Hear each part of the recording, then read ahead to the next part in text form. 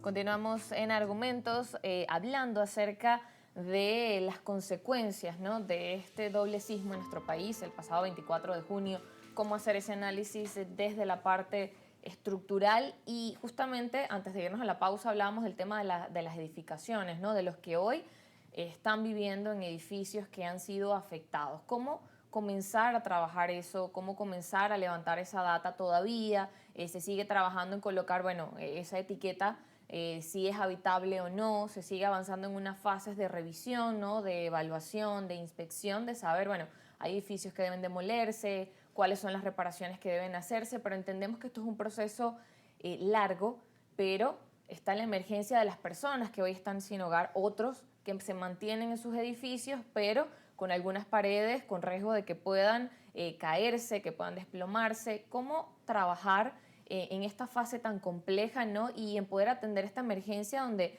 necesitamos garantizar seguridad, ¿no?, para que las personas puedan habitar nuevamente en sus edificios o casas que resultaron afectadas?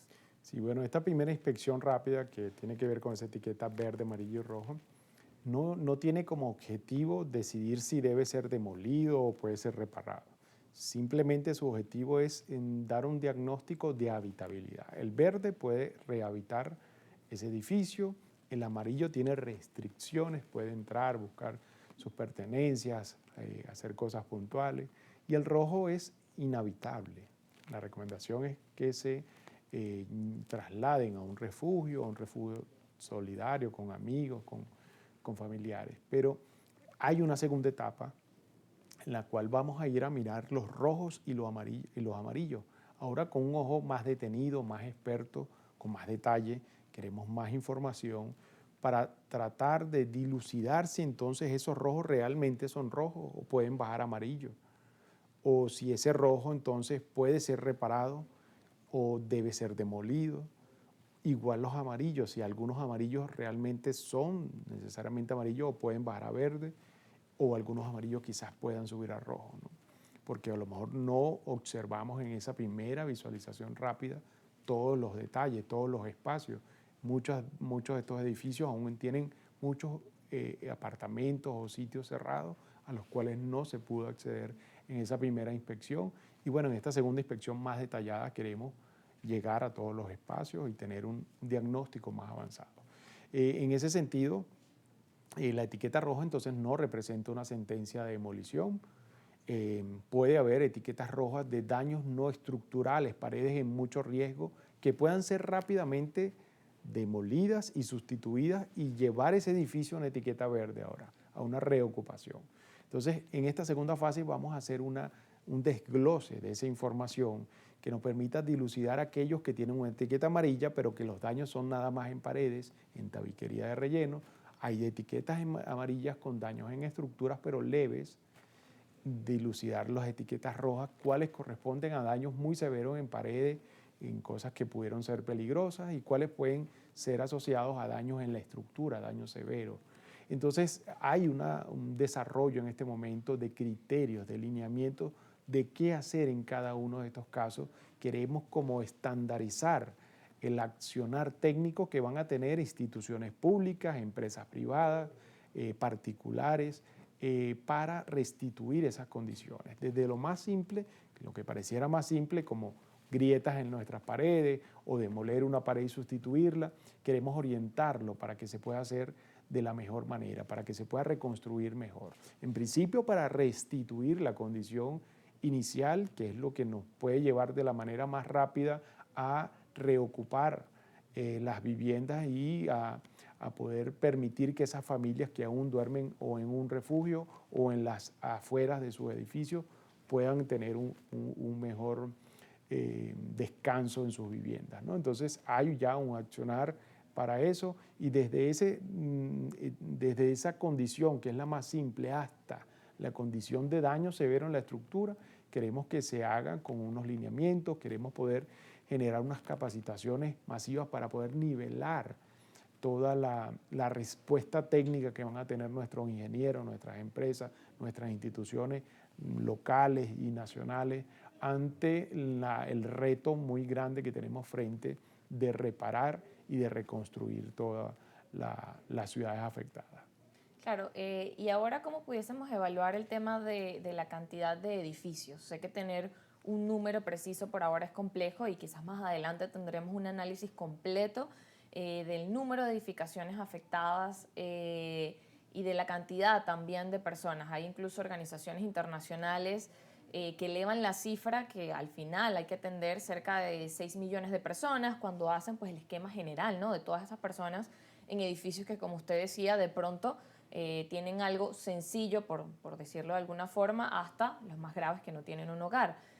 ¿Cómo pudiéramos hacer ese análisis de cifras y también entendiendo de que quizás muchas personas hoy no tienen cómo entrar a su edificio y se preguntan, bueno, ¿cuánto tiempo va a pasar para que de pronto si tengo etiqueta roja o amarilla poder pasar a una etiqueta verde y que se pueda entender, ¿no?, cómo va a avanzar este proceso? Sí, bueno, la estadística oficial se está construyendo, aún siguen las jornadas de inspección masiva, hoy salieron de la UCB cerca de 400 o 500 inspectores hacia La Guaira y regiones, localidades de Caracas, y el Colegio de Ingenieros, las alcaldías locales como la de Chacao, actores locales en Valencia y en Maracay sigan haciendo inspecciones para identificar y calificar entre verde, amarillo y rojo cada edificio. Entonces se está aún construyendo esa data oficial.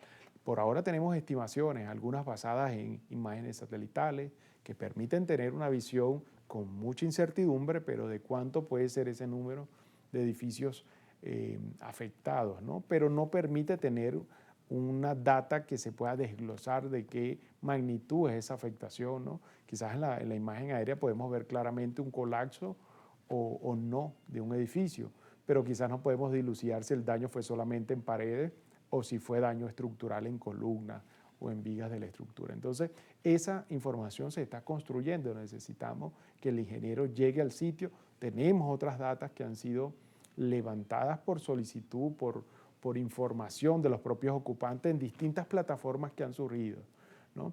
Algunas de ellas como al estilo Wikipedia, donde la gente reporta y coloca fotografías, pero que deben ser verificadas en esta Claro. inspección. Entonces, bueno, en principio la inspección nos va a arrojar en algún momento, o nos está arrojando en tiempo real la estadística, y en algún momento llegaremos a alcanzar esos cientos de edificios o miles de edificios que requerimos evaluar. Ahora, antes de irnos a la pausa, en tema tiempo, ¿cuánto tiempo estima que esto podría tomarse? Porque esto de alguna forma es una duda que tienen las personas y entender, ¿no?, cómo va a ser el proceso les ayuda, ¿no?, en este tiempo y en saber, ok, bueno, esto tiene un tiempo y sobre todo cuando no, de pronto todavía no sabes, bueno, va a pasar una semana, 2 semanas, un mes, cuánto tiempo voy a volver a mi edificio. Sí, bueno, la sociedad tiene que tener paciencia, todos, ¿no? Creo que esto nos ha impactado a todos en muchos sentidos, algunos por supuesto más que a otros, pero es necesario que tengamos paciencia porque es un volumen muy grande, una afectación muy grande y va a llevar tiempo esta primera etapa, estamos iniciando también esas inspecciones más detalladas, pero sabemos que es un número también elevado de edificios que ver con ojo detallado, y por supuesto las soluciones también van a llevar tiempo en llevarse a cabo. Ya hay algunas en marcha por instituciones del Estado o por empresas privadas en particulares que decidieron abordar y resolver el problema, en el caso de básicamente problemas más ligeros, pero eso nos va a llevar tiempo, ¿no? La recuperación de terremotos como el de México 2017, Ecuador 2016 o Chile y Haití 2010, pues llevó tiempos importantes que pueden ser meses o incluso años para volver a una situación de relativa normalidad, ¿no? Claro, ¿no? Y de viviendas también estables y de atender esa emergencia habitacional que hay en este momento en el país. Nos vamos a la pausa y al regreso seguimos conversando con el ingeniero Coronel, quien es el coordinador del Centro de Investigaciones Sísmicas de la UCB. Ya venimos.